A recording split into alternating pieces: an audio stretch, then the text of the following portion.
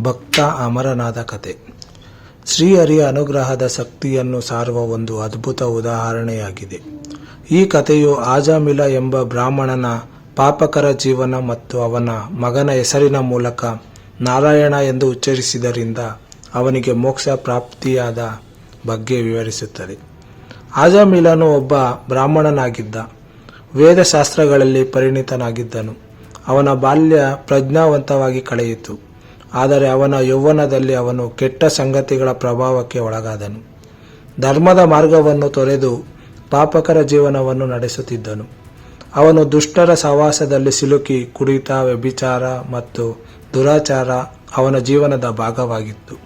ತನ್ನ ಕುಟುಂಬವನ್ನು ಮರೆತವನಂತೆ ಅವನು ಕೇವಲ ತನ್ನ ದುರಾಸೆಗಳಿಗೆ ಮರಳಾದನು. ಅವನ ಜೀವನವು ನೀತಿ ನಿಯಮಗಳಿಲ್ಲದೆ ಕೇವಲ ಭೋಗ ಮತ್ತು ಐಷಾರಾಮದಲ್ಲಿ ಮುಳುಗಿತ್ತು. SK ಕ್ರಿಯೇಟಿವ್ ಚಾನಲ್ಗೆ ಸ್ವಾಗತ. ದಯಮಾಡಿ ಸಬ್ಸ್ಕ್ರೈಬ್ ಮಾಡಿ. ಅವನ ತಂದೆ ತೀವ್ರ ದುಃಖಕ್ಕೊಳಗಾದರು.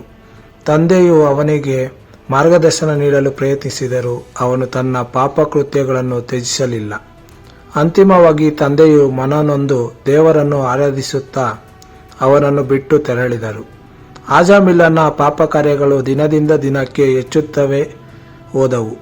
ಅವನು ಕಳ್ಳತನ, ವಂಚನೆ, ಅನೈತಿಕ ಚಟುವಟಿಕೆಗಳ ಮೂಲಕ ದುಡ್ಡು ಸಂಪಾದಿಸುತ್ತಾ ತನ್ನ ದುರಾಸೆಗಳನ್ನು ಪೂರೈಸುತ್ತಿದ್ದನು. ಅವನನ್ನು ನೋಡುವ ಶಿಷ್ಟ ಜನರು ಶೂದ್ರನಂತೆ ಉಪೇಕ್ಷಿಸಿದರು. ಆದಾಗೂ ಅವನಿಗೆ ಪಾಪದಲ್ಲಿ ಲಜ್ಜೆಯೇ ಇಲ್ಲದಂತಾಗಿತ್ತು. ಹೀಗೆ ವರ್ಷಗಳು ಕಳೆದು ಹೋಯಿತು. ವೃದ್ಧನಾದ ಆಜಾಮಿಲನಿಗೆ ಹಲವು ಮಕ್ಕಳಾಗಿದ್ದರು. ಆದರೆ ಅವನ ಹೃದಯದಲ್ಲಿ ಯಾವುದೇ ಪವಿತ್ರತೆ ಉಳಿದಿರಲಿಲ್ಲ. ಅವನು ಸಂಪೂರ್ಣವಾಗಿ ಮಾದಕತೆ ಮತ್ತು ಕಾಮಭೋಗಗಳಲ್ಲಿ ಮುಳುಗಿದ್ದನು. ಈ ಜೀವನವೇ ಶಾಶ್ವತ ಎಂದು ಅವನು ಭಾವಿಸಿದ್ದನು. ಒಂದು ದಿನ ಆಜಾಮಿಲನು ತನ್ನ ಕೊನೆಯ ದಿವಸಗಳನ್ನು ಎಣಿಸುತ್ತಿದ್ದಾಗ ಶ್ವಾಸಕೋಶ ಸಡಿಲವಾಗಿತ್ತು. ದೇಹದ ಶಕ್ತಿ ಕ್ಷೀಣಿಸಿತ್ತು. ಹಠಾತ್ ಅವನಿಗೆ ಯಮದೂತರ ದರ್ಶನವಾಯಿತು.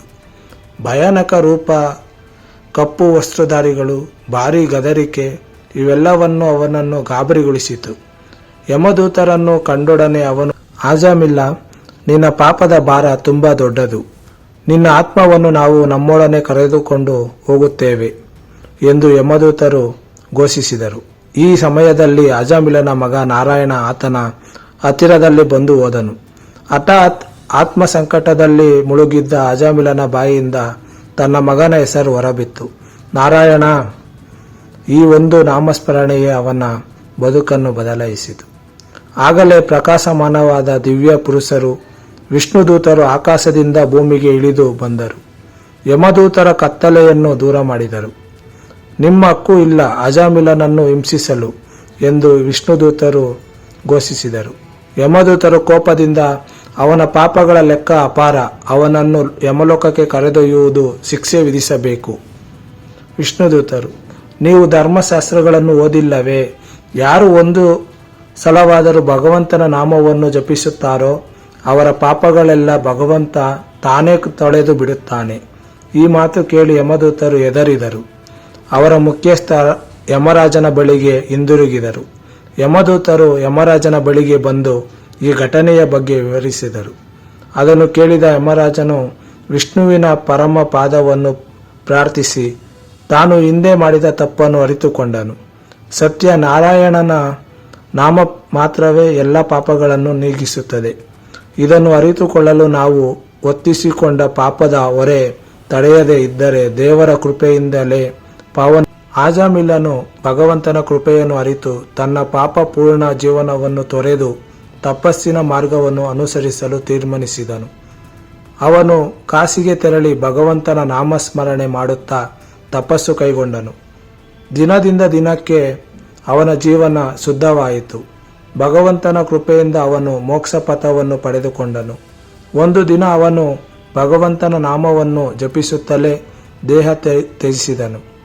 ಆ ಕ್ಷಣದಲ್ಲಿ ಶ್ರೀ ವಿಷ್ಣುವಿನ ಪರಿಷತ್ ಅವನ ಆತ್ಮವನ್ನು ವೈಕುಂಠಕ್ಕೆ ಕರೆದುಕೊಂಡು ಹೋದರು. ಈ ಕಥೆ ನಮ್ಮೆಲ್ಲರಿಗೂ ಮಹತ್ವದ ಪಾಠವನ್ನು ನೀಡುತ್ತದೆ. ಭಗವಂತನ ನಾಮಜಪವೇ ಪರಮ ಪಾವನ. ಪಾಪದಿಂದ ಪವಿತ್ರತೆಯತ್ತ ಸಾಗಲು ದೇವರ ಅನುಗ್ರಹ ಸದಾ ಲಭ್ಯ. ಭಗವಂತನ ನಾಮಸ್ಮರಣೆ ಯಾವಾಗಲೂ ಮೋಕ್ಷದ ಮಾರ್ಗವನ್ನು ತೆರೆದುಕೊಳ್ಳುತ್ತದೆ. ನಾಮಸ್ಮರಣೆ ದಿವ್ಯ ವೃಕ್ಷದಂತೆ.